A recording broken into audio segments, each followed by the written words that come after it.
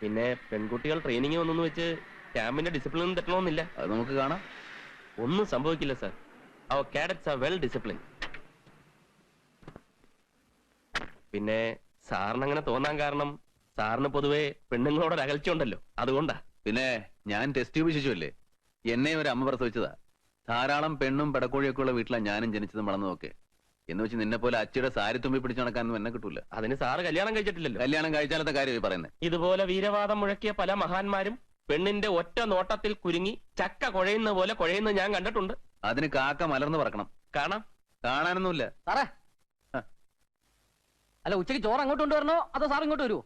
അങ്ങോട്ട് കൊണ്ടുവന്നാ മതി. ഓ, നാട്ടിലേതാ ഒരു മഹാലക്ഷ്മി? മഹാലക്ഷ്മി നാട്ടിലെങ്ങനെ ഒരു തിയേറ്റർ ഉണ്ട്? എന്താ ചോദിച്ചേ?